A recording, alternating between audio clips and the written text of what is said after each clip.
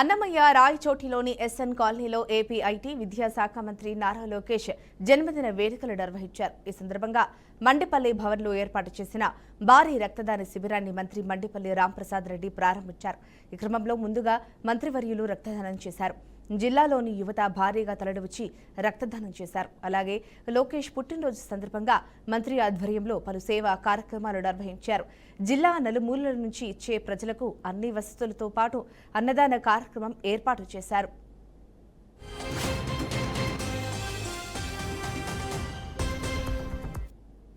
ఈరోజు ఆంధ్ర రాష్ట్ర తెలుగుదేశం పార్టీ జాతీయ ప్రధాన కార్యదర్శి, రాష్ట్ర మంత్రివర్యులు, యువగలం రథసారథి నారా లోకేష్ గారి బర్త్డే సందర్భంగా నా తరపున, రాయచోటి తెలుగుదేశం పార్టీ కార్యకర్తల తరపున, అలాగే మన నియోజకవర్గ ప్రజల తరపున ధన్యవాదాలు తెలియజేసుకుంటూ, దానిలో భాగంగానే ఈరోజు పుట్టినరోజును పురస్కరించుకొని రాయచోటి తెలుగుదేశం పార్టీ కార్యకర్తల తరపున ఇక్కడ మెగా బ్లడ్ క్యాంప్ ఏర్పాటు చేయడం జరిగింది.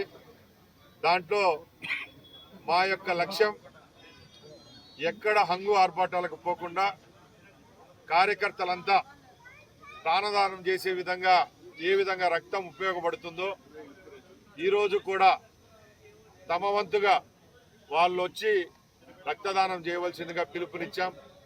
దానిలో భాగంగానే ఈరోజు మా టార్గెట్ 500 పెట్టుకోవడం జరిగింది.